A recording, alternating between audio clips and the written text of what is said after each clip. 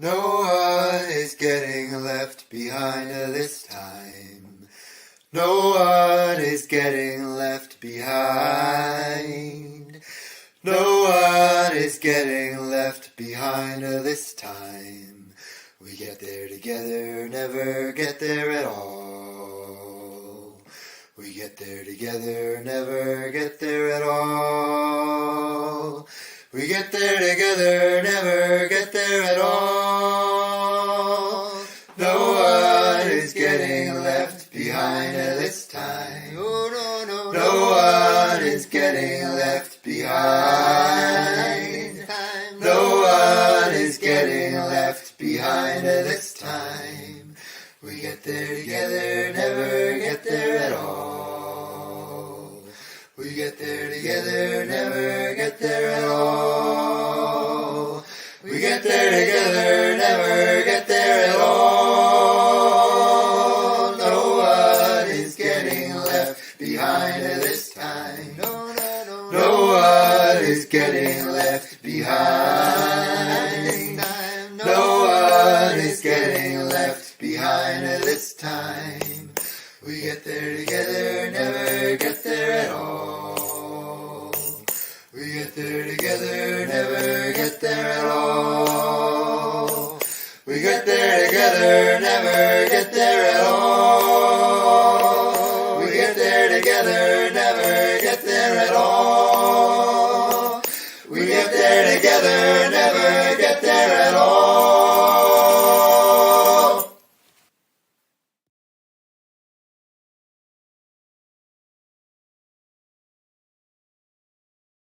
Hello, welcome everyone to our Freedom Shul of the Poor Passover Seder for 2024.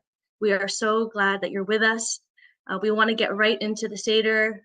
We want to start with a song, a recording by one of the members of Freedom Shul of the Poor, Avery Book, who has recorded an opening song for us, Hine Matov, which in Hebrew means it's basically so good to be dwelling or to be together.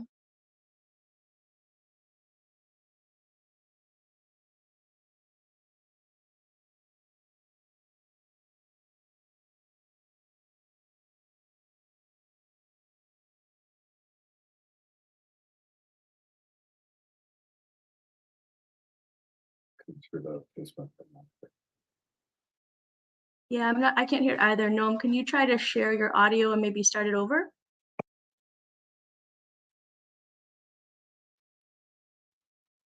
All right, things are going well right off the start. Yeah, let's try it again. All right, y'all, can you hear it? Now, let's see. הנה מה טוב ומה נעים, שבת אחים גם יחד.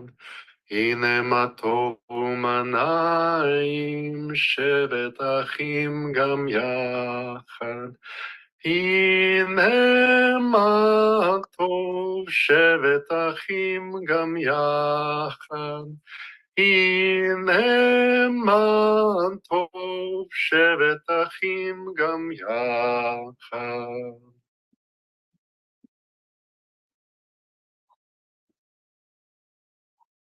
It is difficult to rejoice this Passover. As we turn to the story of Exodus, with its promise of liberation, we survey a world suspended in Mitzrayim, in the narrow place. Everywhere we turn, crisis threatens to suffocate our communities. While just a few people hoard more wealth than ever before, billions are made poor around the world, including 140 million people here in the United States. Inextricable from this immiseration are the realities of war, climate catastrophe, mass displacement, and genocide. In their pursuit of money and power, the pharaohs of our day pervert the breathtaking abundance of our world, leaving death and destruction in their wake. Thank you, everybody, for coming. My name is Becca Schuckett, and that was Kate Ziegler reading. The authors of this Haggadah are all Jewish American leaders in the movement to end poverty. Many of us are poor and working class Jews who have committed our lives to the abolition of poverty. 5 years ago, we formed Freedom Shul of the Poor, a space for Jewish American organizers to pray and strategize together. Since then, we have come together to nourish our hearts, fortify our minds, and infuse the hard-won wisdom of Jewish history and spiritual practice into our movement-building efforts. Every year, we host a Seder. We recount our ancestors' escape from bondage and consider what lessons we can draw across the ages. We study the steps taken by the enslaved Israelites to cross the Red Sea and wrestle with what it will take to blaze our own path toward freedom. We immerse ourselves in the sacred rituals and the songs and dig deep into this foundational story of revolution at the hands of poor and dispossessed people. We praise the God of liberation, the divine presence that sanctifies all life and is awakened in the struggles of the oppressed to be free. This year, our obligation to recover the revolutionary spirit of Passover has only intensified in its urgency. The ongoing siege of Gaza has left 34,000 people dead and counting, including over 25,000 women and children. Tens of thousands more have been wounded, and thousands are still missing under the rubble. For over half a year, we have witnessed a genocide unfold before our eyes in horrifyingly graphic, second-by-second detail.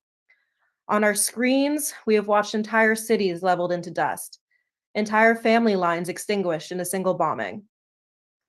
This genocide has been falsely defended as necessary for the safety of Jewish people, both in Israel and in our own communities. This genocide has, from the very start, been aided and abetted by our own government. Many of us have participated in street protests to demand an immediate and permanent ceasefire in Gaza. The call for peace, so obvious and yet so elusive, is only a starting place. We dream of a future in which everyone in the land is free. We dream of Palestinian liberation. We dream of a vibrant Jewish life that is liberated from the ruinous legacies of settler colonialism, imperialism, and religious nationalism. Our solidarity with Palestine is born not only out of our identities as Jewish people, but out of our own experiences living and organizing in the shadow of empire. For poor and dispossessed people, both here and elsewhere, Gaza is not only a moral catastrophe, but a very tangible reminder of the expendability of our own lives within the current world order. For poor and dispossessed people, Gaza feels like a disastrous anomaly, and Gaza feels less like a disastrous anomaly and more like a warning sign of things to come for the rest of us. For poor and dispossessed people, Gaza is a laboratory for control and violence, as it has long been, the lessons of which will be deployed by the ruling class against unruly and economically superfluous populations of many races, ethnicities, religions, cultural heritage, and more. Our government's support of this genocide is made all the more devastating because every American bomb sent to Israel is a reminder of our own unnatural deprivation. Our government, which has supplied Israel with tens of thousands of bombs over the last 6 months and many thousands more over the decades, not only fuels violence abroad, but terrorizes our own communities through state violence, militarized borders, and the extraction of resources. Over half of every federal discretionary dollar goes to the Pentagon, which last year totaled over $800 billion. Our nation's seemingly insatiable hunger for war consumes not only lives, but vitally needed resources that could be used to guarantee basic human needs like clean water, food, utilities, education, housing, and healthcare. This year, we arrive at our Seder tables with hearts full of pain and outrage, but we refuse to be immobilized by our heartbreak. Thankfully, Jewish tradition is full of life-affirming and galvanizing insight. The story of Exodus is a wellspring from which to draw lessons about how to build a movement that lifts from the bottom of society. But these lessons are meaningless if we are unwilling to apply them to the aching conditions of our own time. In Freedom Shul of the Poor, we have always embraced the notion that as long as people are held captive by the wickedness of empire, Exodus is an unfinished story. Through this Haggadah, we affirm our commitment alongside countless others to write the next chapter of Exodus, not on the page, but out there in the world. We draw deep inspiration from this ancient story, which at its heart is about the power that is always possible when the poor and dispossessed unite across manufactured lines of division and fortified borders. Indeed, the Torah teaches us that it's not just the Israelites who escaped the bondage of Pharaoh, Alongside them are the Erev Rav, a mixed multitude of other enslaved people who crossed the Red Sea together. We dedicate this Haggadah to the mixed multitude of our own times, to everyone who is struggling to shake off the weight of empire. Next year, may we all live in lands that know the true meaning of freedom. Chag Pesach Sameach.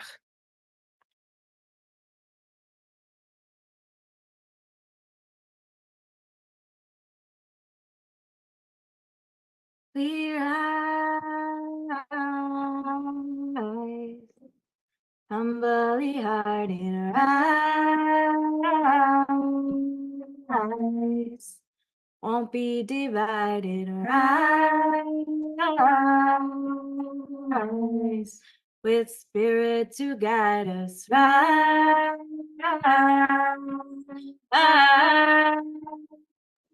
in hope, in birth, we find ourselves here in hope, in birth, we're right here in hope, in birth, we find ourselves here in hope, in birth, we're right here and we rise. All of the children rise, elders with wisdom rise, ancestors surround us rise,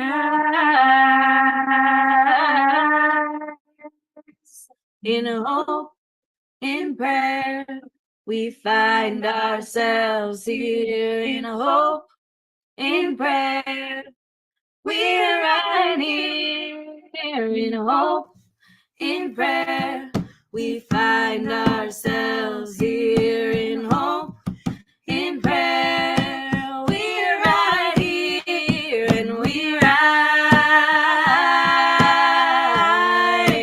up from the wreckage, rise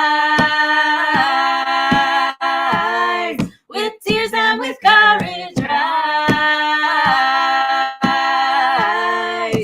fighting for life, we rise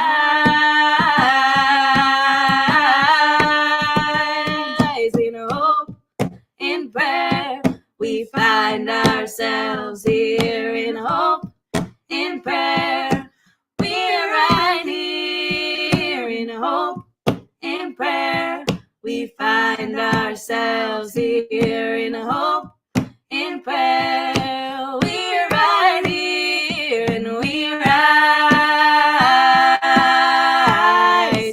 humbly hearted rise, won't be divided, rise, with spirit to guide us, rise.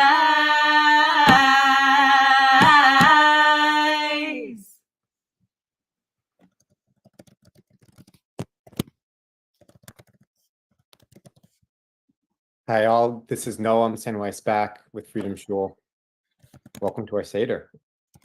In this first section of the Seder, we go through the gestures of a traditional Jewish meal. But unlike most nights, we don't eat right away. Instead, we embark on a journey that takes us back to the foundational freedom struggle of our ancestors. In doing this, it's as if we are saying we are not ready to eat and celebrate just yet. We must first tell the story of our people's liberation, which is the same story that poor and dispossessed people have told across the ages and are still telling today. Before we eat, we must recall all that it takes to get to freedom.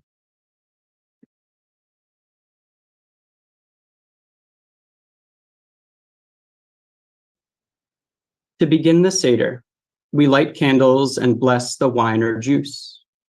Why do we do this? The work of building a movement to end poverty is sacred work. And as we declare that this work is sacred, we also declare that all of life is sacred. Each of us is an embodiment of the divine, not because of where we were born, or because of the work we do, or because of how much we have, but simply because we are. And speaking of which, I forgot to say who I are. So I am Dan. I live in Miami, and I'm part of the Freedom Shul of the Poor and the University of the Poor. And so in this sacred work is where we discover God. We discover God in our struggle to fight for and honor the sacredness of all life. As we begin this Seder, we remind ourselves of the sacred struggles of our ancestors, and we declare that everybody has the right to live.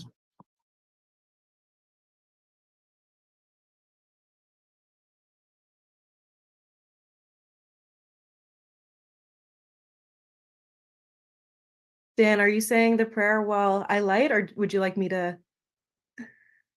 Yeah, totally. I can do it. Awesome. Yeah. Sorry, y'all. We're doing this. I have my girls with me. It's a little complicated to be on video. So that's why Becca is our stand-in here. So Baruch atah Adonai Eloheinu melech haolam asher kidshanu b'mitzvotav v'tzivanu להדליק נר של יום טוב. Blessed are you, source of life, who makes us holy through your commandments and commands us to light the holiday candles. Bendito eres tú, fuente de vida, que nos santifica a través de tus mandamientos y nos ordena encender las velas.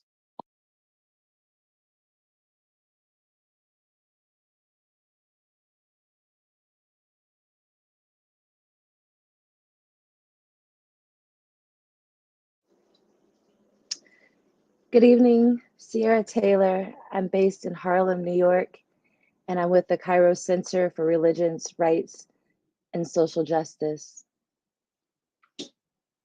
Hand sanitizer. This symbolic washing of the hands recalls the story of Miriam's well. Legend tells us that this well followed Miriam, sister of Moses, through the desert, sustaining the Israelites through their wanderings. Filled with Mayim Shahim, the waters of life, the well was a source of strength and renewal for all who drew from it. Miriam's well can be seen as the life-giving and life-saving essence of nature, which we must stay connected to and fight for, even in barren and desolate conditions. In Hebrew, your chatz means washing or cleansing. In Aramaic, sister language to Hebrew, chatz means trusting. As we wash our hands, let us reflect on our right to enjoy the fruits of the labor done by our own hands and our right to clean water. Let us not wash away our anger that Gaza has had its water and electricity shut off for 7 months, alongside many other places where people are denied clean water, including here in the United States. Tens and thousands of people in this country drink poisoned water every day while their water systems are privatized and sometimes even shut off because of corporate greed. Tonight, as we wash our hands, let us remember those who cannot do the same, holding them in our hearts, this simple act of trust, community, and solidarity.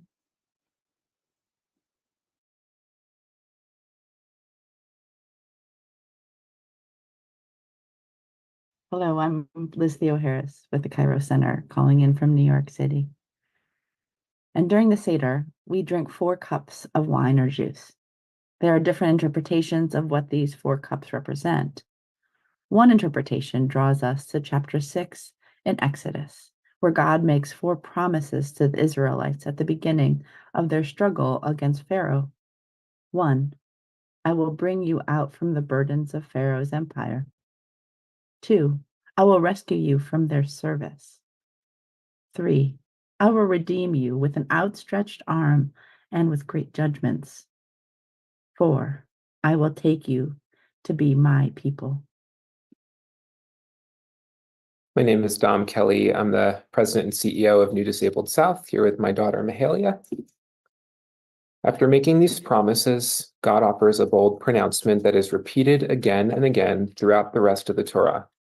And you shall know I am the Lord your God, who brought you out from under the burdens of Pharaoh's empire. Today, poor people across the world are burdened by the weight of empire. Nowhere is this crushing weight felt more intensely than in Palestine. Amid the pain of this moment, we remember that the name of our God is the one who brings people out from the burdens of empire. Our God is the one who throws armies into the sea. Each of these names of God are a promise we make to each other and to all who are currently living through their own Exodus struggles.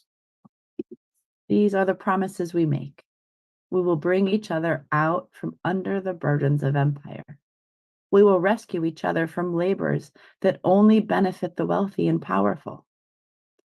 We will redeem each other by summoning what the Torah calls a greater might.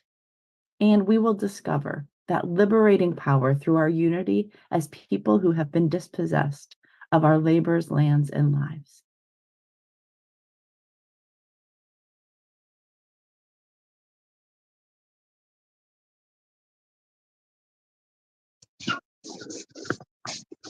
Hello, everybody. This is Kenya from Los Angeles Unión de Vecinos and the Los Angeles Tenants Movement. At this point in the Seder, we all feel free. We all feel our burdens of oppression. Take a moment before this cup and think about the burdens imposed by empire today. Think about the burdens we feel in our own lives. Think about the burdens forced onto God's people, the poor and dispossessed around the world.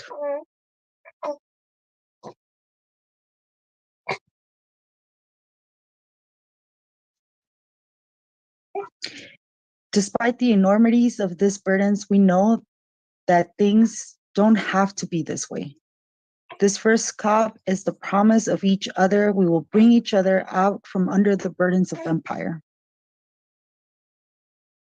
Baruch atah Adonai Eloni Rusha Ha'olam Ore Rai Gafen. Bendita es la fuente que llena toda la creación y da el fruto de vida. Blessed is the source who fills all creation and brings forth the fruit of the vine.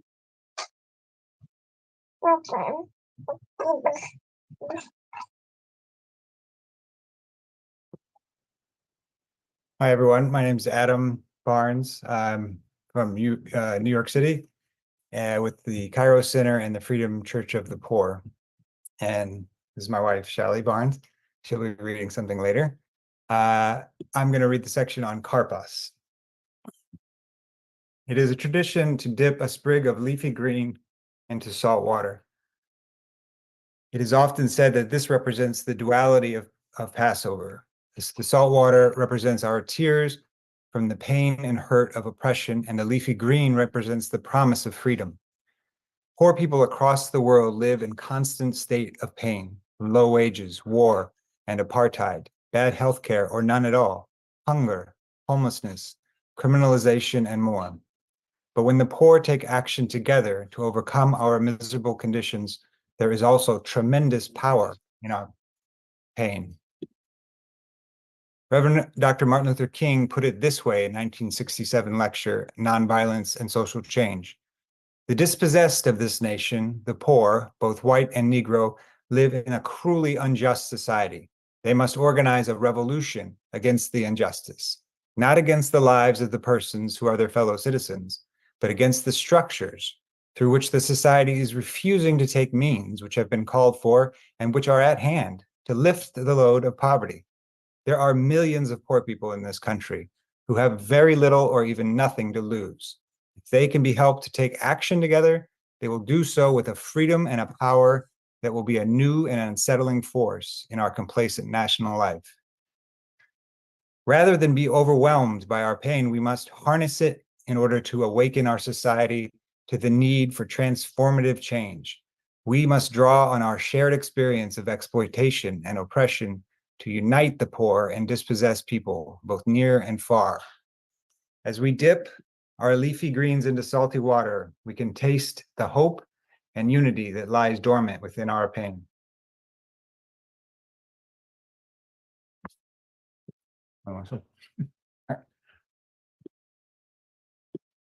Hi, everyone. I'm Hannah. I'm a Kohenet with Rabbis for Ceasefire. So before we turn to the story of Passover, we perform a curious ritual called yachatz. We take 3 pieces of matzah and break the piece in the middle in 2. The larger half of the broken piece is then covered in cloth and hidden for the rest of the Seder. This piece is called the afikomen, and it must be recovered by the youngest at the Seder table before the night can end. There are different interpretations of what the afikomen represents. A common one is that it represents the ultimate redemption from suffering that comes at the end of the Seder. Another way to think about the afikomen is that it represents the brokenness and division in our society. It reminds us of the disunity that has been created in our communities, as well as between the poor in this country and other countries and occupied lands. In order to build a movement to end poverty, the poor must come together across our divisions. When we come together to organize and build power, it should be like the moment at the end of the Seder when the afikomen is recovered.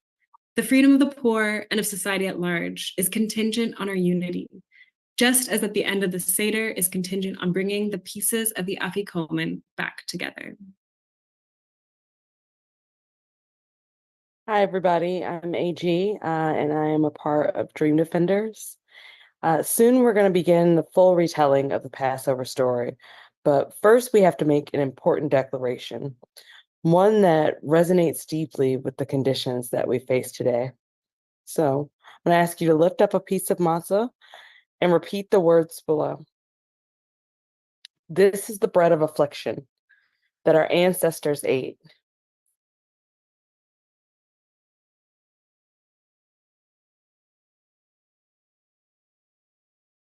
As they push their freedom from Pharaoh's empire, all those who are hungry, come and eat. All who are in need, let them come and celebrate the Passover. Now we are here. Next year in the land of God's promise.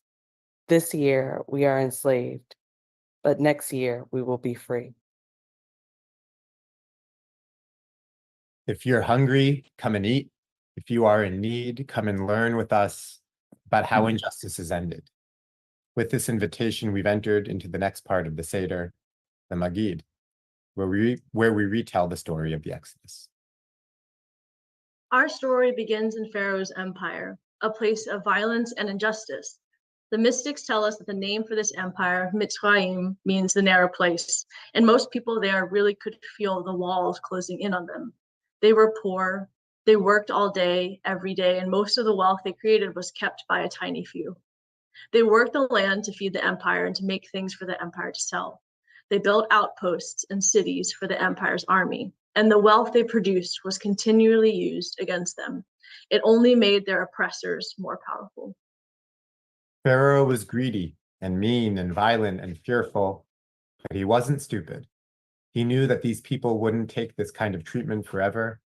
At the first opportunity, they would join up with anybody who promised to put an end to their oppression. So he decided to work them even harder.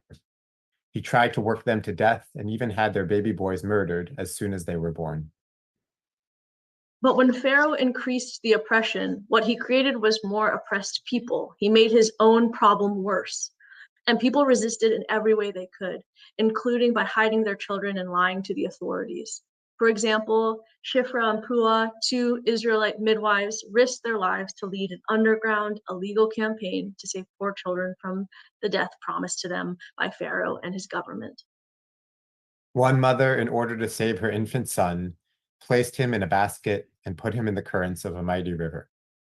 This was an act of desperate defiance and hope, even if the odds were not in the boy's favor. Fortunately, one of Pharaoh's daughters found him and adopted him as her son. She named him Moses. Moses grew up in the heart of the empire's power and wealth, but everyone knew where he came from and what was happening to his people. Moses himself always felt like an outsider. One day, he saw an overseer beating a worker. He snapped and killed the overseer. The next day, he saw two workers fighting and tried to intervene. But one of the workers said to him, "Who made you ruler and judge over us? Are you thinking of killing me as you killed the overseer?"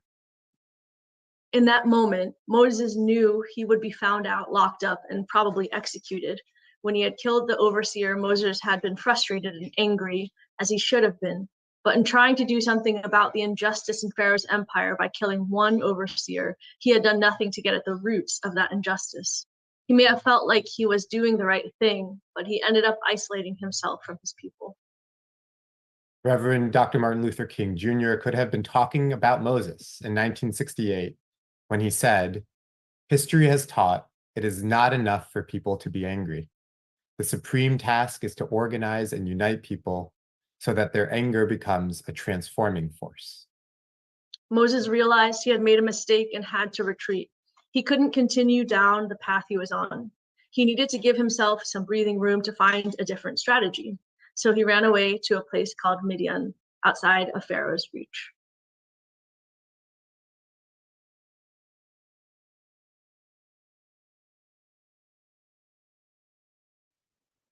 Hi, everyone. My name is Moses, and I'm with the Georgia Nonviolent Medicaid Army with a few folks from us as well. And I'll be reading the 4 questions. We're going to take a brief detour from our story. On Passover, we share what we know about liberation with our children. Each of the special foods we eat and the ways we eat them carries a lesson. We encourage our children to watch closely and ask questions about what we're doing and what it means for us today. There are 4 questions that young people traditionally ask as part of the Seder. Rabbi Brant Rosen, a member of the Jewish Voice for Peace Rabbinical Council, offers this interpretation of the 4 questions. Your child will ask, "Why do we observe this festival?" And you will answer, "It is because of what God did for us when we were set free from the land of Egypt." Your child will ask, "Were we set free from the land of Egypt that we might hold tightly to the pain of our enslavement with a mighty hand?" And you will answer, "We were set free from Egypt that we might release our pain by reaching with an outstretched arm to all who struggle for freedom." Your child will ask, "Will we set free from the land of Egypt because we are God's chosen people?" And you will answer, "We were set free from the land of Egypt so that we will finally come to learn all who are oppressed are God's chosen." Your child will ask, "Were we set free from the land of Egypt that we might conquer and settle a land inhabited by others?" And you will answer, "We were set free from the land of Egypt that we might open wide the doors to proclaim, 'Let all who are dispossessed return home.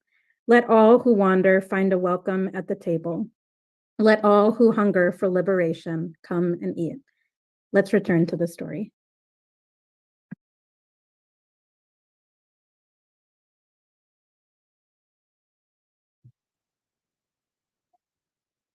Unmute. Oh, I'm sorry. Okay, hello, everybody. My name is Willie Baptist. I'm from the Union of the Homeless, the National Union of Homeless. I'm here in Atlanta, Georgia. After confronting the overseer and the 2 workers, Moses escaped. But while he ran, the Israelites were still being beaten in the streets and worked to death. They were groaning under the weight of their bondage, and in their pain, they cried out. And their cry for help rose up to God. God heard their moaning and remembered God's promise that people would have enough to eat, a safe place to live, and a time to rest. God looked upon the Israelites and took notice of them. This is one key lesson in our story. God comes onto the stage, ready to tear down empires when people cry out together. When people find out their voice and begin to fight for their lives, God's voice echoes thunderously. Hey everyone, my name is Idaline, and I'm here in New York with the Poor People's Campaign. God came to Moses, still hiding out in Midian, and called him back to the offensive. God told Moses that the people were ready to move and that they could use Moses' help. They needed leaders who could help them see their situation more clearly, who could build on their anger and sadness and make a real plan to overcome Pharaoh's power and get free. Moses felt so small compared to this huge task. All of the arrogance from his earlier days was gone. He asked God, "Who am I that I should go to Pharaoh and free the Israelites?" And God said, "This isn't about you and what you can do. This is about walking with me, the spirit of freedom and new possibilities set loose by people refusing to be silent in their pain."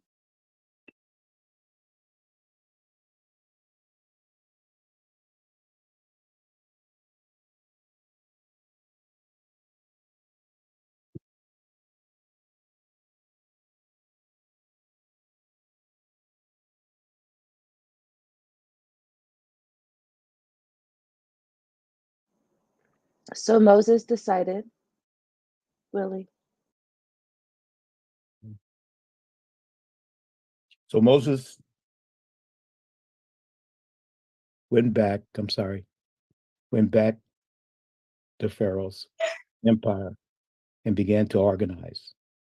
He got the leaders of the Israelites together and told them that what was happening to their people was wrong, that it didn't have to be this way, and that God was on their side. But he didn't lie to them and pretend it was easy. Moses knew that Pharaoh wouldn't give up the wealth and power he was squeezing out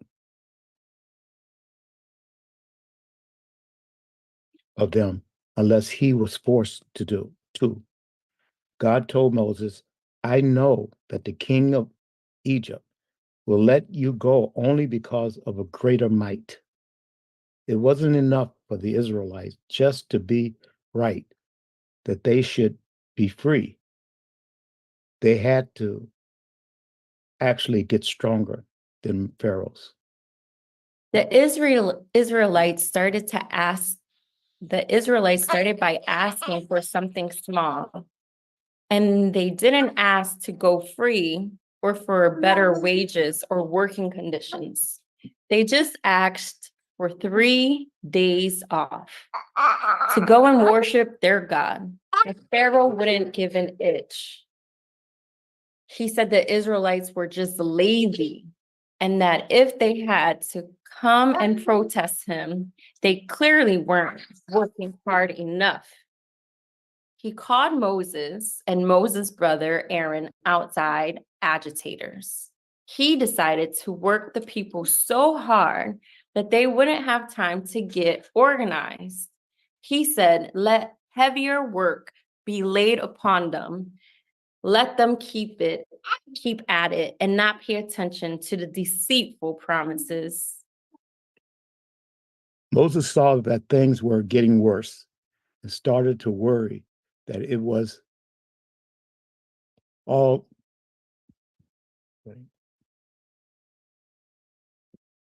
started to worry that it was all for nothing. He said to God, "Why did you send me? Ever since I came to Pharaoh to speak in your name, he had dealt worse with your people, and still you have not delivered your people." And God reminded Moses, as the prophet Frederick Douglass would say in a later freedom struggle, that power concedes nothing without a demand, that it was never going to be able to be about negotiating with Pharaoh or convincing him, and that a dying mule kicks the hardest.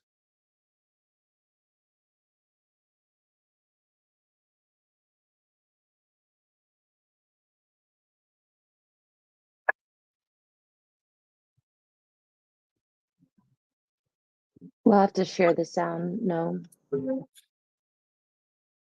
Sorry, y'all. Let me try that again.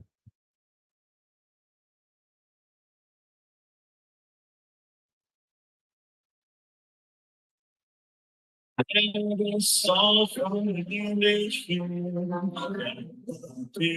go, and let us all in Christ be free.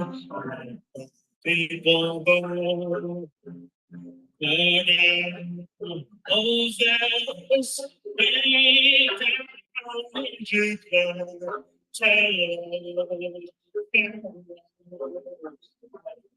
people go.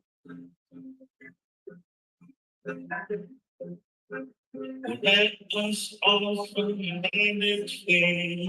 Let people go.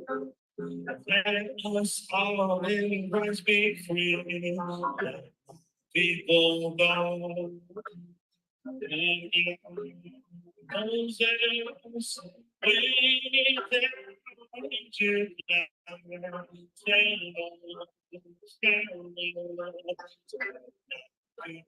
go.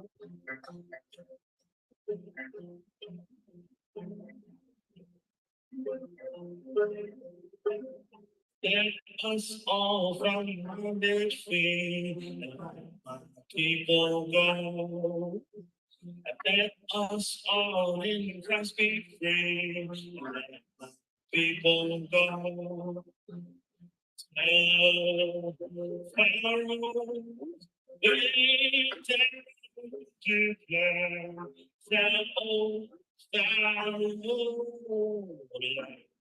People go.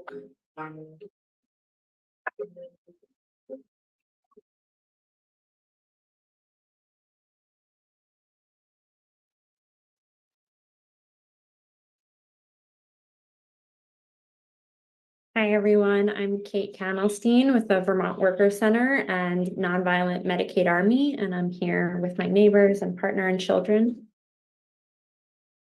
And I'm Avery Book with the Vermont Worker Center and Nonviolent Medicaid Army. And my partner and kid are somewhere in the background as well. During this part of the Seder, we're introduced to the 4 children who each react to this night differently.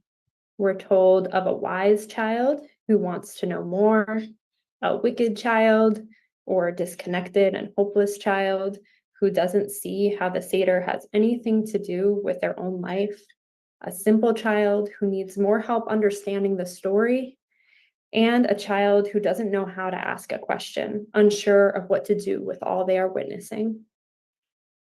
The reason we do things that are different and strange this holiday is so that the children in our community ask us, what are we doing? And why are we doing that? And we're supposed to answer by starting a conversation about how God hears poor and oppressed people when we call out and takes our side in the fight against those who create and benefit from poverty and violence.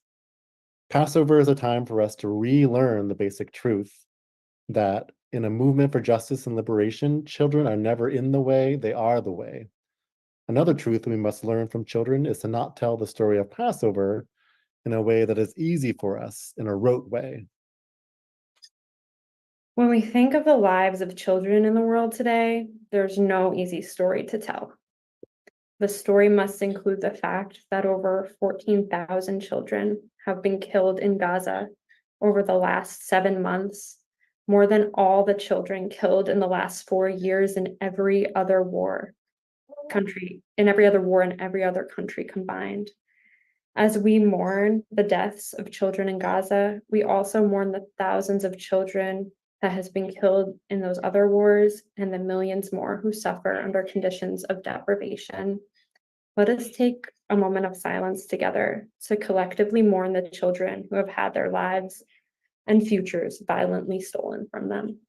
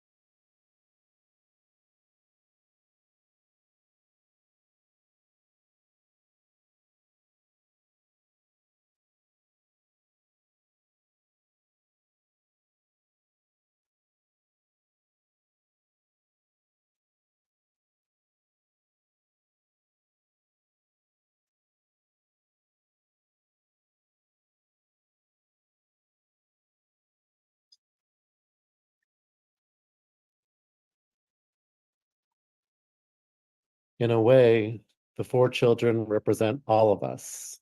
We are all children during Passover, trying to learn the lessons of the generations before us. The questions the 4 children ask represent our own uncertainties, limitations, and yearnings, and remind us that we cannot find the answers to our most pressing questions alone. All of us are needed at the table if we are going to resolve the urgent question of how we get free.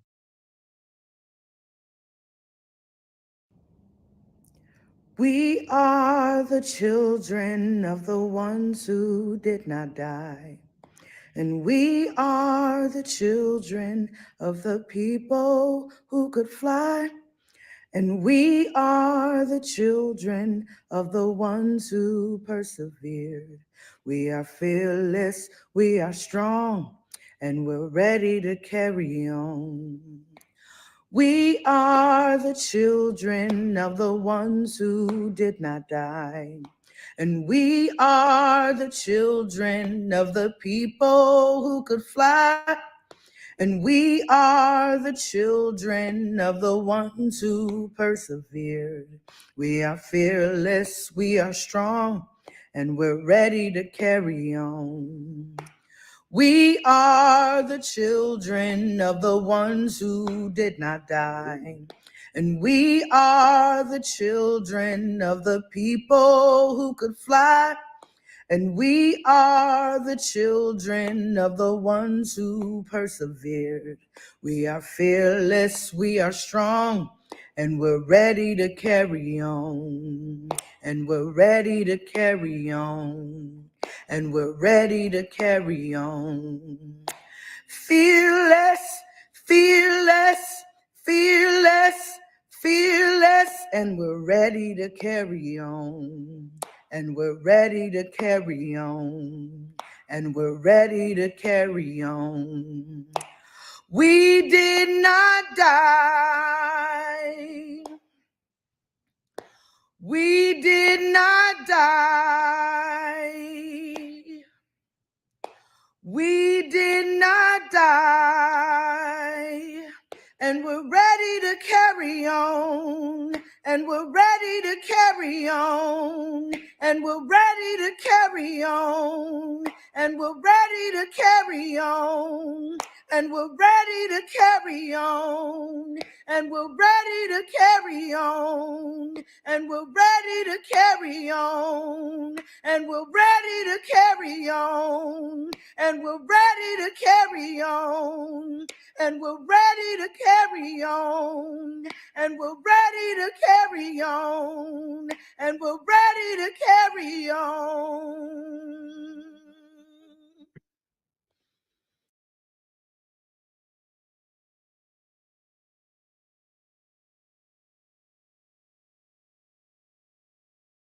Evening.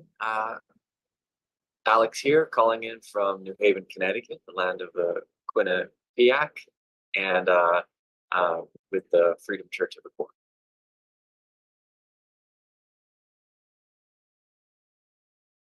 Let's return to the story. God told Moses to keep fighting, to keep going back to Pharaoh, and to keep making the demand that the Israelites be allowed to go and worship God. And every time, Pharaoh refused. So God began to send plagues against Pharaoh's empire. The injustice against the poor came back around as a sickness in the land. The mighty river turned to blood, killed all the fish, so that the people went hungry and thirsty. And still Pharaoh wouldn't let the Israelites go to worship God. But when frogs invaded the homes of the wealthy, Pharaoh begged Moses to make it stop and promised that he'd let the Israelites go. But as soon as Moses handled the frogs, Pharaoh went back on his word. And so it went on, through plagues of lice and wild beasts, of pestilence that killed the livestock, and boils, hail, and locusts that destroyed the crops, and of darkness.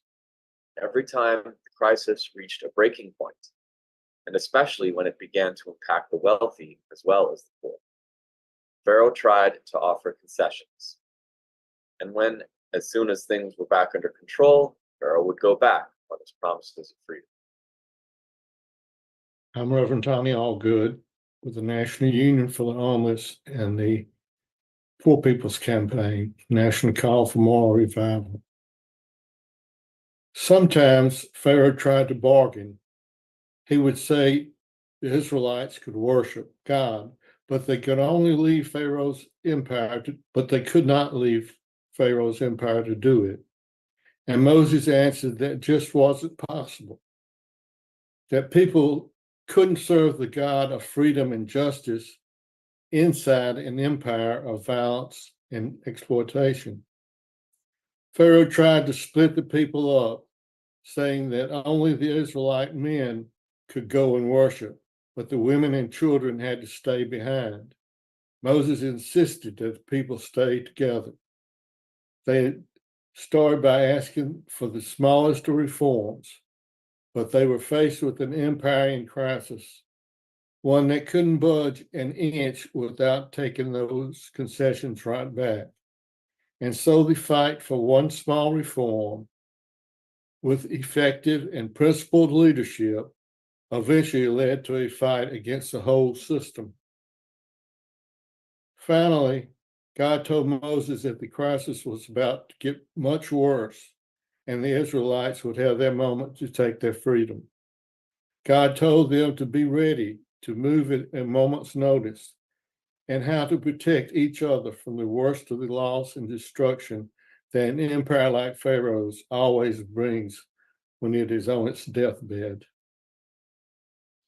More than this, God told the Israelites not to forget what was about to happen, to celebrate the occasion of their freedom every year and to do it in a remarkable way, meant to provoke questions. God told them to explain to each generation that they worship a God of freedom, a God that takes the side of the poor and oppressed and overthrows the wealthy and the powerful and cares deeply about how we organize our lives together. In the night, as death and despair spread all throughout the empire, touching everyone from the poorest to the most powerful, Pharaoh saw everything falling apart and told the Israelites to go where they wanted and worship God how they were called to. Everyone knew Pharaoh might change his mind any second, so they left as quickly as possible. In fact, they left so quickly that their bread didn't have time to rise. So they had matzah.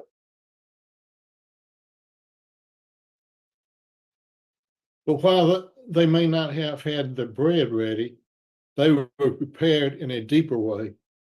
They were organized and united. Hundreds of thousands of them moved together as one when the moment came. And not only that, but a whole mixed multitude of other people who were poor and oppressed by the empire went with them. And they refused to simply start over and build the society God was calling them to build with nothing but their poverty. On their way out, they took back some of the wealth they had been squeezed out of them for generations. They took gold and silver and other fine things with them.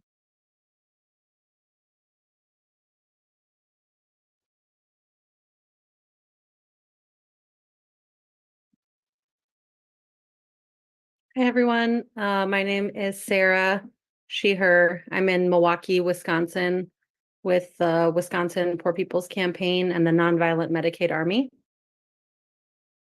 Hey everyone, and I'm Anna, they, she, with the Cairo Center and the Bronx, New York. We'll take one more break from the story now. The 10 plagues are a challenging part of the Passover tradition.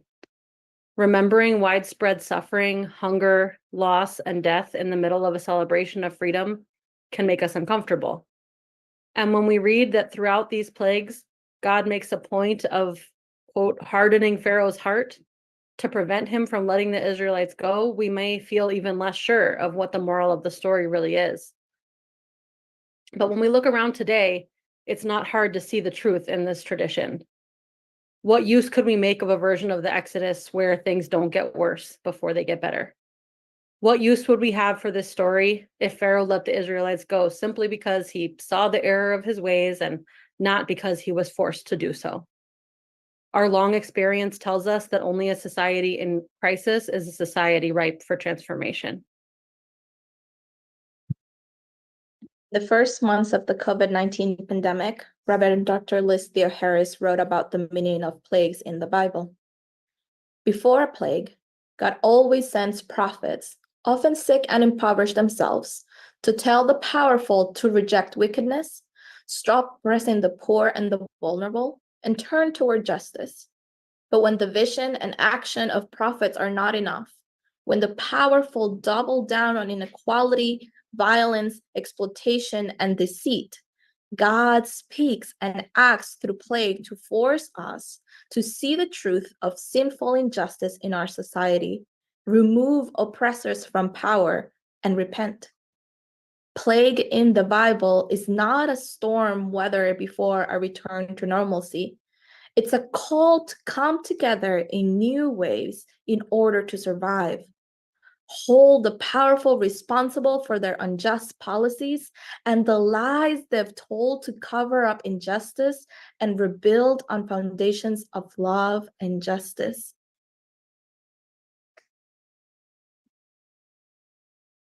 We don't celebrate the deaths and the suffering of pandemics or war or of any of our other plagues today.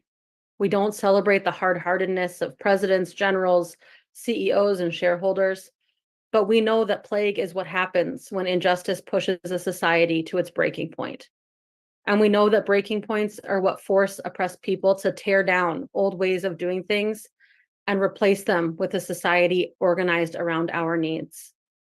The question for us is not whether the hard-heartedness of the rich and powerful will intensify as they cling to power, but what we will do in response.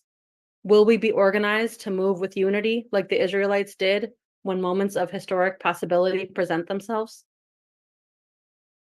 Our tradition at this point is to take a drop of wine or juice from our cup for each plague to remember that freedom isn't free and it never comes when or how we want it. For this Seder, we're going to read the traditional plagues together, and we also invite everyone to add some of our own plagues today. These plagues hurt us, but they also make it so that empire can't continue to rule in the old ways. These plagues are the conditions that make transformative change not only necessary, but possible. The traditional 10 plagues: blood, Dam, frogs, Sephardea, lice, Kinim, beasts, Arov, pestilence of livestock, Dever, boils, Shaheen, hail, Barad, locusts, Arbe, 3 days of darkness, Posech, death of the firstborn. Makat, Behorot.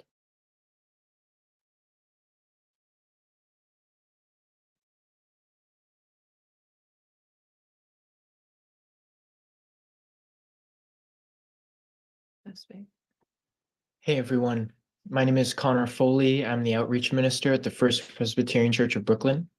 Good evening, everyone. My name is Olivia Buckley. I'm a community organizer based in Washington, D.C., and a member of Dream Defenders.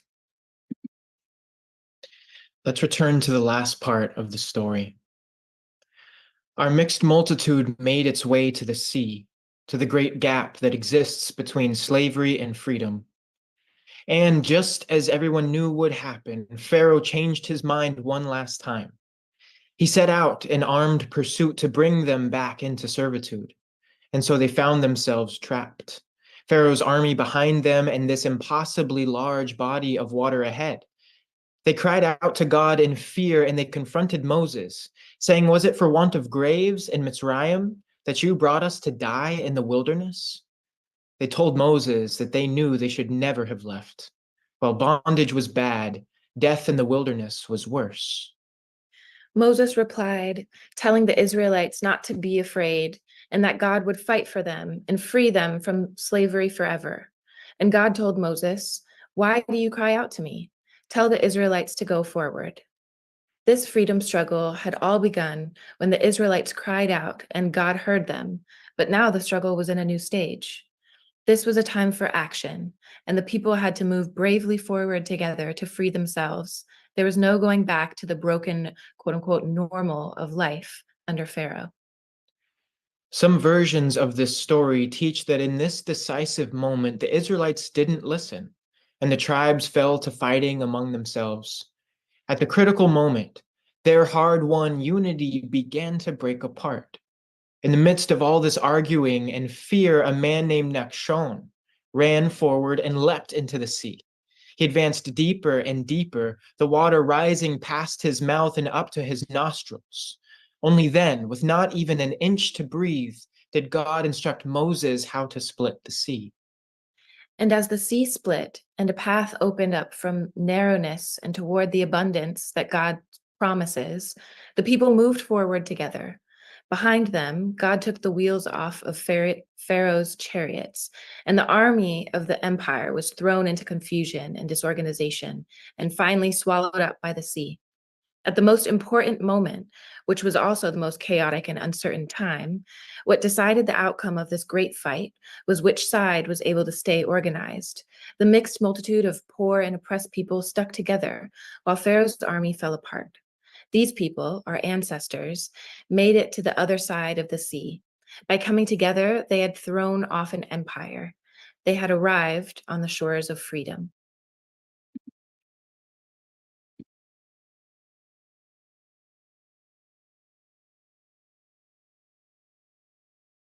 Hi, my name is Zevi. I'm in Philly and I'm with Put People First PA in the Nonviolent Medicaid Army. Hi, I'm Shoshana. I'm Kohenet Shoshana Akua Brown, and I am one of the organizers with Black Jewish Liberation Collective. Our demands most moderate are, we only want the earth, James Connolly. Every Passover, we sing a song called Dayenu, which in Hebrew means it would have been enough. In the song, we celebrate each of the steps that brought us closer to freedom, and after each one, we say, Dayenu.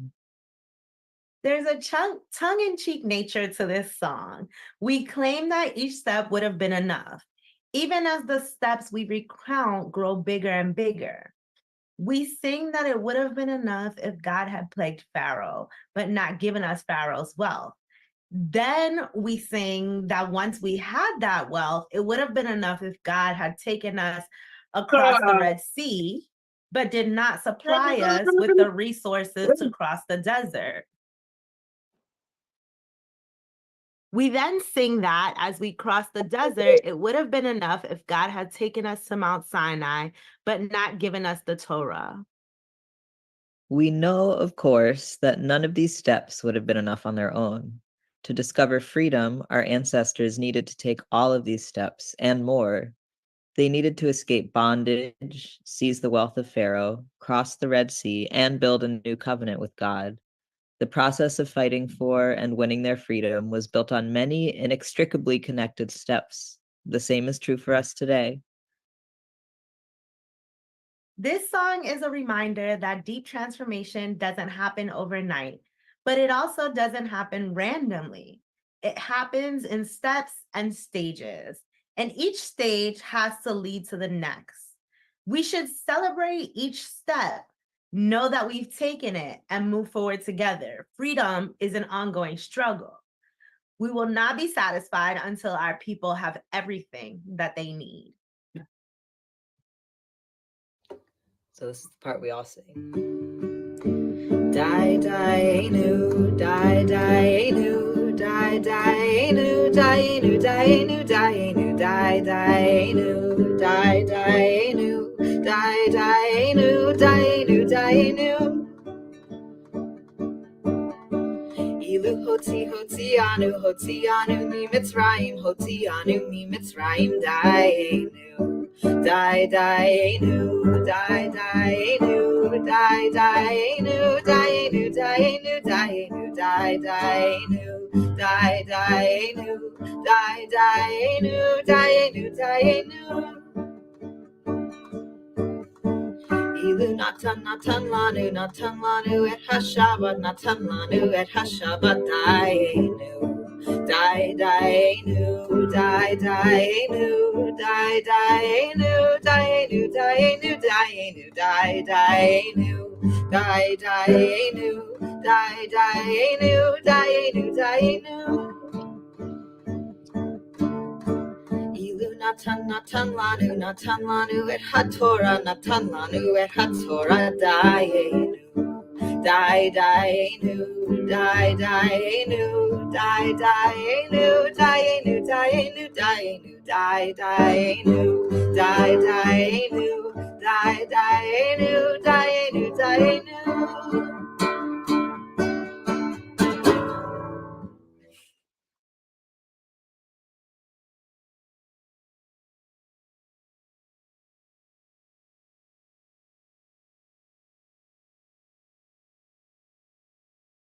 Hi, my name is Alicia Swords. I'm Tim Schenk. We're from the New York Poor People's Campaign. And what's your name? Emma. We are now on to the second cup. Quote, I will rescue you from their service, unquote. The Hebrew word for rescue, deliver, and set free is from the root word natsal. It is also the root word for plunder and snatch away. In Exodus, natsal is the same word used to describe the actions of the Israelites as they make their way toward freedom, as they take back the jewelry and finery and wealth they created for Pharaoh's empire. In the history of the United States, enslaved people who set themselves free were called thieves. Around the world, when poor people struggle for freedom, they are called criminals and treated like terrorists, even when they do so nonviolently. In the 1990s, after taking over a vacant federally owned home, Ron Casanova, a leader of the National Union of the Homeless, told a film crew that he didn't care if what they were doing was illegal. He reminded the nation that people were dying in the street, and that is what should have been illegal. This second cup is our promise to each other. We will rescue each other from service to those who oppress and exploit us. Baruch atah Adonai Eloheinu ruach haolam borei pri hagafen. Bendita es la fuente que llena toda la creación y da el fruto de la vida. Blessed is the source who fills all creation and brings forth the fruit of the wine.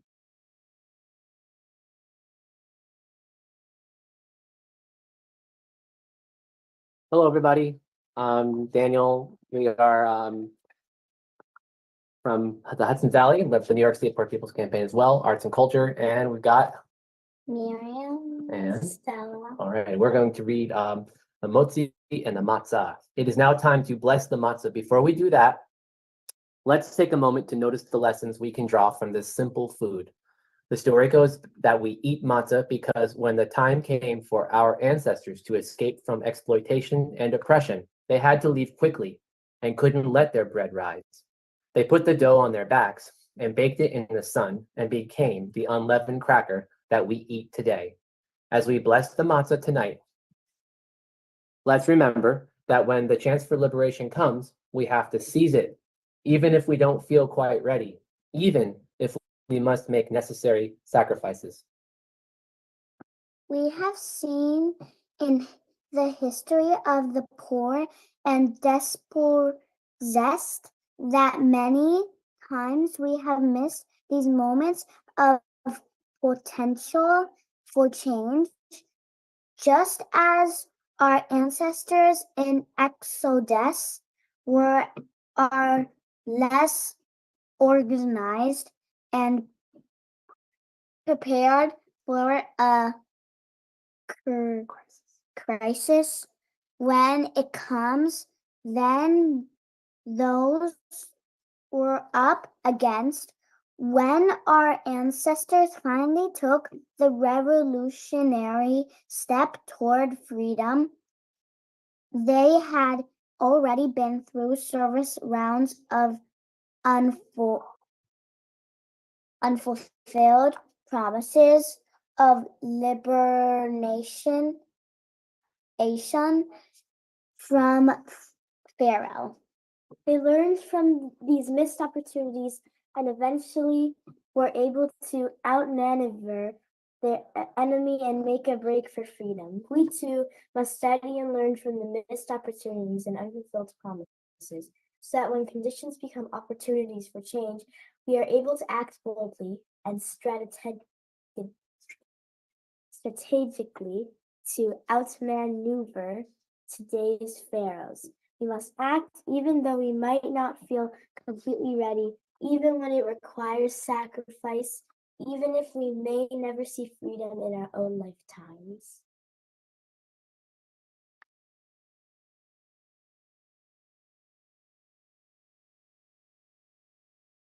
Ellen, you're going to be doing. Okay, I figured it out. I figured out what I'm doing. Hi, my name is Ellen. I'm from the Vermont Workers Center and the Nonviolent Medicaid Army. Let us remember this critical lesson as we bless the matzah. Baruch atah Adonai Eloheinu ruach haolam hamotzi lechem min haaretz. Amen. Blessed art you, source of life, who brings forth bread from the earth. Baruch atah Adonai Eloheinu ruach haolam asher kitshanu b'mitzvasav v'tzivanu al achilas matzah. We praise God, source of life, who made us holy through obligations, commanding us to eat matzah.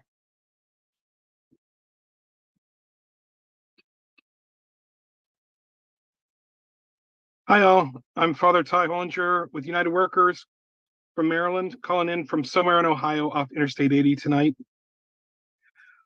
One of the reasons we celebrate Passover is to remember both the bitter oppression and the sweet liberation of our ancestors.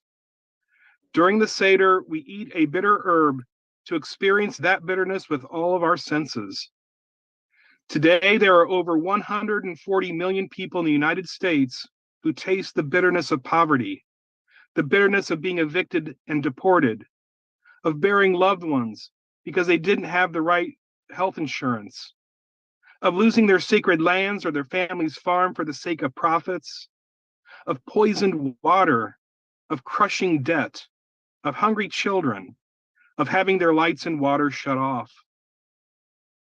Every day we taste the bitterness of being disposable. Today, poor and dispossessed people have begun to find themselves superfluous to the core functions of the economy. The wealthy no longer need our labor in the ways they once did to keep accumulating their wealth, and so we are deemed disposable. In the United States, 800 people die every day from poverty. In Gaza, 34,000 Palestinians have been killed since October the 7th. Poverty is a death sentence, whether through policy violence or military violence. Because we have tasted this bitterness, we are compelled to stand up and demand freedom from it. Today, we also taste bitterness symbolically by eating the maror. But with this bitter taste in our mouth, it is not enough just to be pained or angry. We must ask, why are things this way? What will it take to end the injustices of our day? What commitments must we make to be rid of them? Hi, everybody. Aaron Scott. Moses Fayette. Tacoma, Washington, land of the Puyallup and the Cairo Center. After eating the maror, we combine it with a bit of sweet charoset and place both on a piece of matzah. Traditionally, it is said that we bring together the sweetness of charoset with the bitterness of maror to remember that even though our ancestors found freedom from slavery, we still live in a broken world. Through this combination, we declare that none of us can be free until all of us are free. Another way to understand this ritual is to notice that it brings together two things that don't seem to belong together: the sweetness of charoset and the bitterness of maror. In our movement, We often talk about the fact that we live in a time of mass abandonment amid abundance, of poverty amid plenty. We're often told that the realities of poverty and wealth are unconnected, but we know that, like the charoset and maror, the sweetness of wealth depends on the bitterness of poverty. We live in a poverty-producing system that also produces billionaires. As we place the charoset and maror together on a piece of matzah, we underscore the fact that the suffering of our people is directly connected to the excesses of today's pharaohs. The abundance that the wealthy enjoy has not been fairly earned. It has been accumulated through the labor of millions, and it obscures the fact that there is actually enough to go around. There is enough for all of us to be free.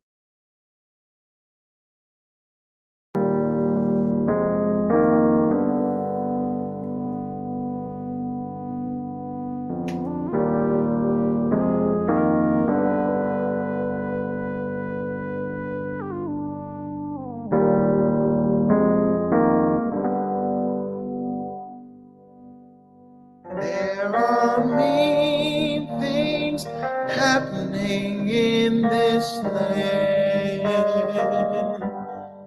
There are mean things happening in this land. But the movement's going on, and the movement's growing strong. There are mean things happening in this land.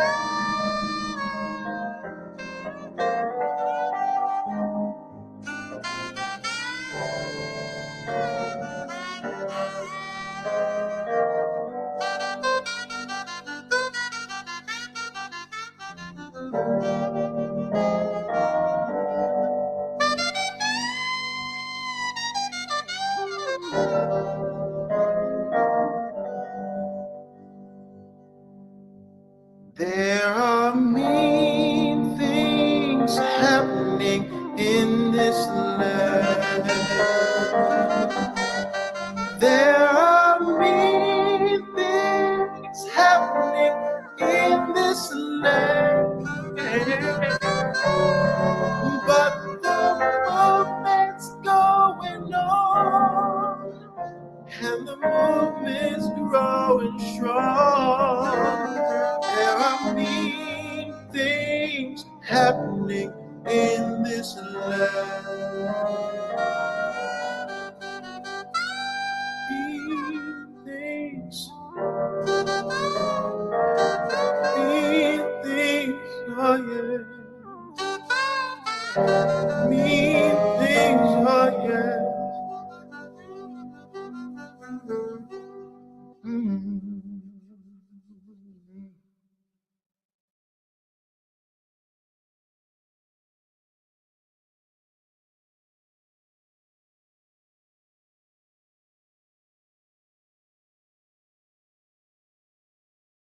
Greetings, everyone. I'm Esmira, an organizer with Black Christians for Palestine. That was so beautiful. Thank you. This section of Seder is called Safan, which means hidden in Hebrew. Traditionally, this is when we would return from eating our meal and complete the Seder together. But we have to do something first. We have to find and bring back the afikoman, the piece of matzah that we broke off at the beginning of the Seder and that some of us hid around our homes. At the Seder table, it is tradition that every person takes a small bite of the afikoman. Other than wine or juice, This is the last taste in our mouths from the Seder. This is the taste we bring with us when we leave this mystical space and endeavor to carry its lessons into our everyday lives.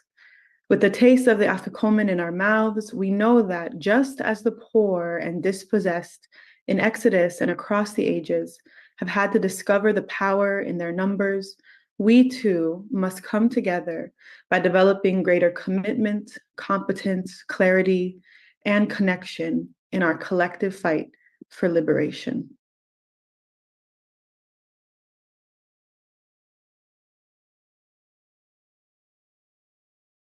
Hi, my name is Shali Gupta Barnes, and I'm with the Cairo Center for Religions, Rights, and Social Justice. At this part of the Seder, we want to take a moment to feel the warmth circulating through this room. There has been so much love and labor put in to make this possible. Just there has been so much love and labor to bring all of us, however and whoever we are, through this difficult year and to this night. This is what this last section is all about. Tonight, we honor the long tradition of struggle that we are all the inheritors of, and commit ourselves to the ever-present possibility of freedom for our people who still toil under the violence of empire.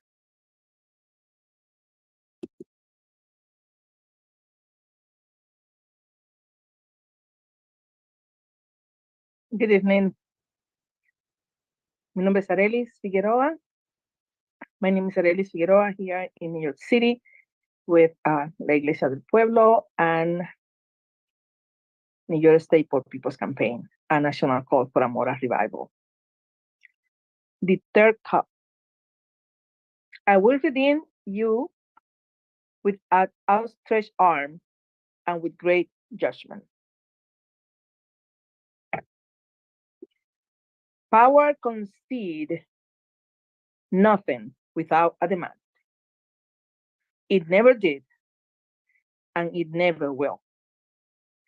Frederick Douglass spoke this word only a few years before the Civil War, when the abolition struggle was undergoing a deep crisis.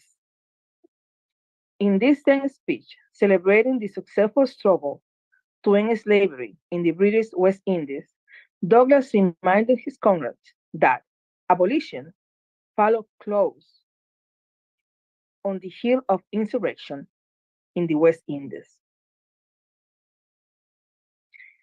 And Virginia was never nearer emancipation than when General Turner kindled the fire of insurrection at Southampton. In the Exodus story, the Israelites became free because Pharaoh's army was destroyed in the Red Sea. Freeing ourselves from today's Pharaoh will require us to make demands that are backed up by the undeniable power of our communities. This third cup is our promise to each other. Together, we will fight for our freedom, even when things seem bleak and change feel unreachable. Baruch Atai Adonai Elohim Ruach Elohim Borei Pri Hakfen. Bendita es la fuente que llena toda la creación y da el fruto de la vida. Blessed is the source who fill all creation and bring forth the fruit of the vine.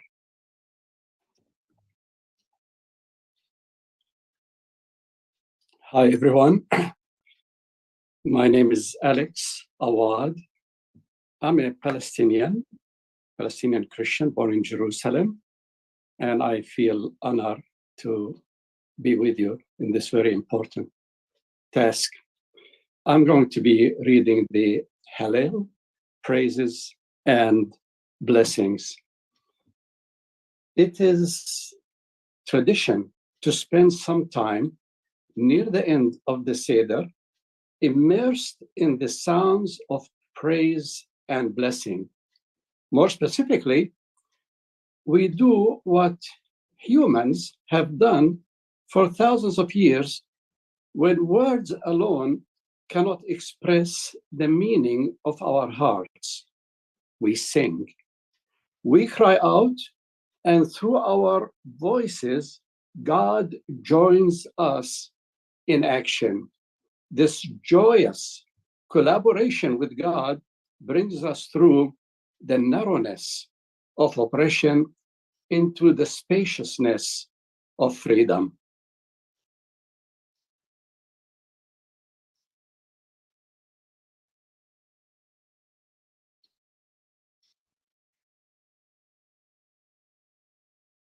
I'd like to share a song from Josh Blaine called We Get There Together.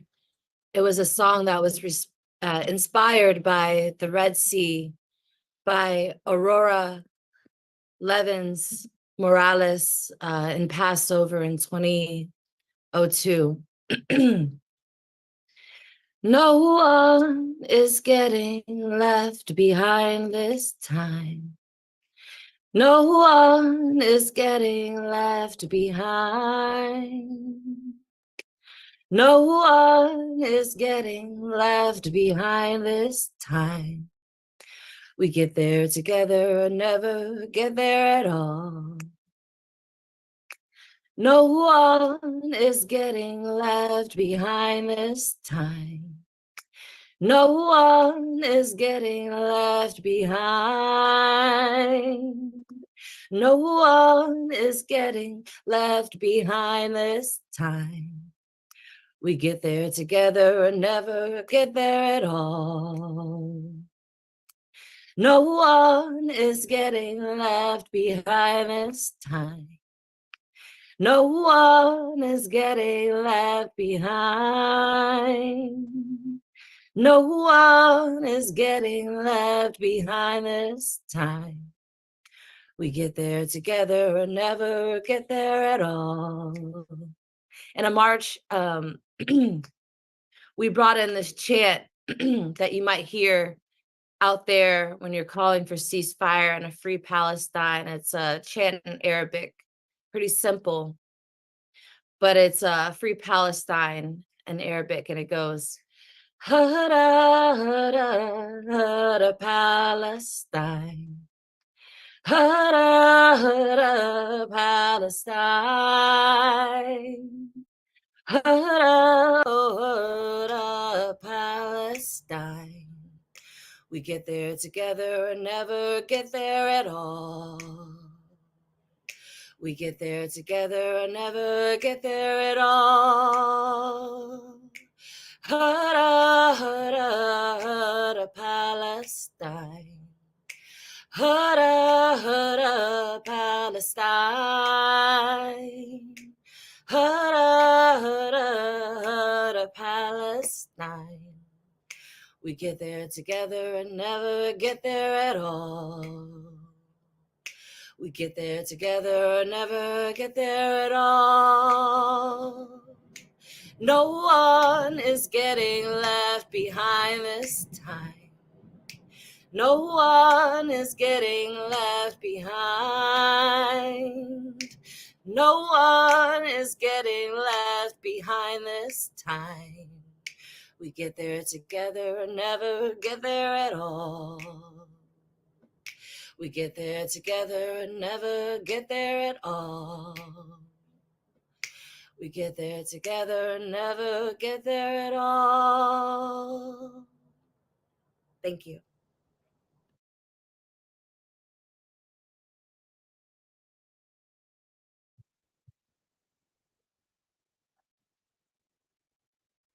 Hi, everyone. My name's Phil Wider in Philadelphia, and I'm with Put People First Pennsylvania and the Nonviolent Medicaid Army. Hi, my name's Harrison Farina. I use he, him pronouns. I'm with Put People First PA, the Nonviolent Medicaid Army, and the Pennsylvania Union of the Homeless. And in the house tonight, we actually got the National Union of the Homeless Organizing Exchange. So we got Cyan, Harry Hippie, Marta, Kristen, Patty, Nijmi, and Brian in the house.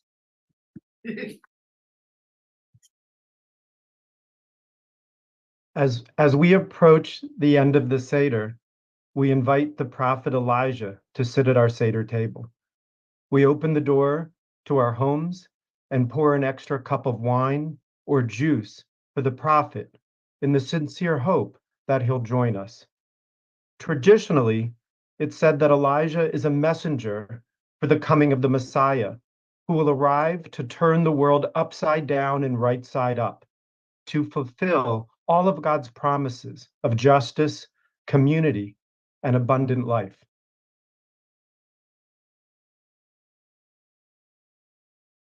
It's worth taking a moment to remind ourselves who Elijah was. He wasn't simply a pious messenger of God. He was a peasant revolutionary who stood up to the wicked rule of an ancient king and exposed the rampant injustice that threatened to destroy his people. He was a leader who understood that his society needed to undergo a radical revolution of values. When we understand the prophet Elijah for who he was, we see the coming of the Messiah in an entirely new light. Every year, we open our doors and hope Elijah will be there to announce an ending and a new beginning. But every year we discover that he hasn't come just yet. Not until we're ready, not until we've followed Elijah's example and taken the steps that lead to freedom, not until we've cried out, gotten organized, and moved forward together. There's an old story about Elijah, first written down in the Talmud about 1500 years ago. It's said that when a great rabbi found Elijah and asked him, "When will the Messiah come?" Elijah said, "Go ask him yourself." He told the rabbi that the Messiah was among the poor lepers outside the gates of Rome, and that he could be recognized because while the other lepers untied their bandages all at once, the Messiah would untie his bandages one at a time because he wanted to be ready to bring redemption at any moment. The rabbi went to the Roman gates and asked the Messiah when the end of evil and the beginning of justice would come. The Messiah replied, "Today." So all day the rabbi waited, and nothing happened. Eventually, he went back to Elijah and lamented, "The Messiah lied to me. He said that he would come today, but he did not come." Elijah shook his head and corrected the rabbi. "No, he said he will come today if only you will listen to his voice." A revolutionary transformation of society is not something we patiently wait for, but something we usher in by taking action together, guided by the leadership of those who have their backs against the wall with no choice but to push. Tomorrow, the Supreme Court of the United States will hear the case of Grants Pass versus Johnson, which is the most significant case about homelessness in over 40 years. The case will determine whether under our Constitution, a local government can make it a crime to involuntarily live outside and unsheltered when adequate shelter is not available. The National Union of the Homeless will be in Washington, D.C. to oppose the cruel and unusual punishment of unhoused people. This case represents a bipartisan attack on our communities, with both Republicans and Democrats in support. Cities and places talk about homelessness as a public health crisis and claim that we need to clean up the streets. But who are they really concerned about, and who are they casting aside? If the state of Rome had laws to, quote, clean up the streets, they would be arresting the Messiah, who sat outside their gates. Today, the Messiah sits among the wounded, hungry, and dispossessed of Gaza and the United States and all over the world, who demand that the world hear their voices. The door is open and we invite Elijah in. Take a second to feel the pain of Elijah's absence. Tonight, amid the many hard questions we ask during the Seder, we ask ourselves, why hasn't Elijah arrived? How is it that we aren't ready? What do we do now? How will we bring closer the day when Elijah and the countless other prophets who have paved a path toward freedom will see their work realized and join us in celebration?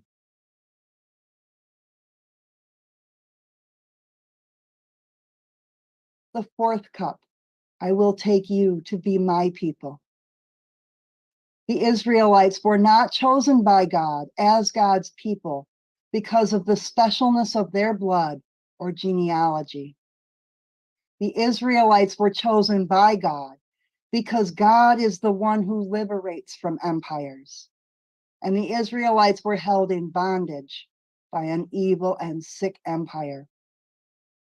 Everywhere and in every age, God chooses those who, by freeing themselves, free the world from injustice. Today, God's people are the poor all over the world, from Palestine to El Paso to Puerto Rico. Too often, we're told that our burdens are separate and that the surest path to freedom is through narrow, focused, and realistic demands. But the night before he was murdered, Dr. King reminded the world, you know, when Pharaoh wanted to prolong the period of slavery in Egypt, he had a favorite formula for doing it. What was that? He kept the slaves fighting among themselves. But whenever the slaves get together, something happens in Pharaoh's court, and he cannot hold the slaves in slavery. When the slaves get together, that's the beginning of getting out of slavery. Now, let us maintain unity. This fourth cup is our promise to each other. We will choose one another, just as God chooses us. Blessed is the source who fills all creation and brings forth the fruit of the vine.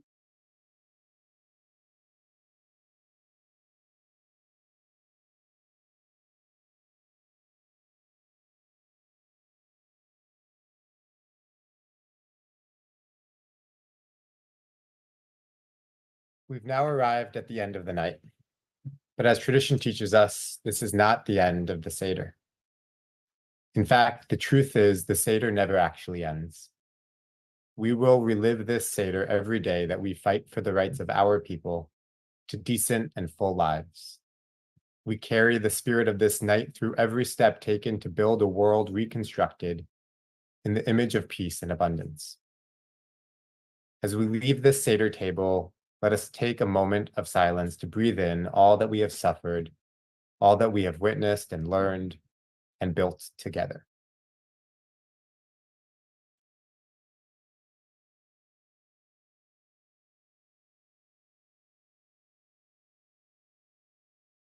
And as we breathe out, let us recommit ourselves to the work of abolishing poverty and unnecessary human suffering here and everywhere it is alive. Let us look toward the coming year with eyes full of love and full of hope.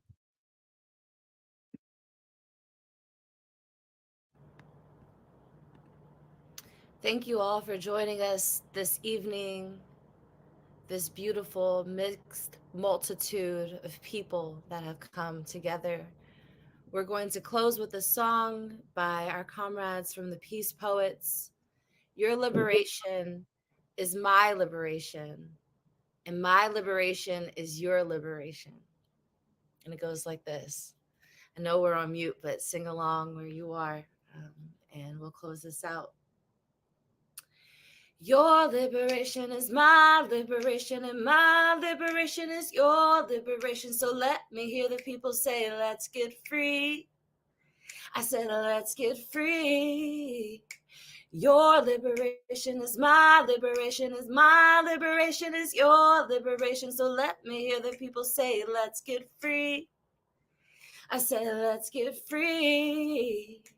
Your liberation is my liberation, and my liberation is your liberation. So let me hear the people say, let's get free. I said, let's get free. Freedom, freedom, freedom, freedom today, freedom, freedom, freedom, free Palestine. Your liberation is my liberation, and my liberation is your liberation. So let me hear the people say, let's get free. I said, let's get free. I see y'all in the chat. Your liberation is my liberation, and my liberation is your liberation. So let me hear the people say, let's get free. I said, let's get free. Freedom, freedom, freedom, free Palestine, freedom, freedom, freedom, free Palestine. Your liberation is my liberation, and my liberation is your liberation. So let me hear the people say, let's get free. I said, let's get free. Let's get free. I said, let's get free. Let's get free. I said, let's get free. Let's get free, y'all. Love you.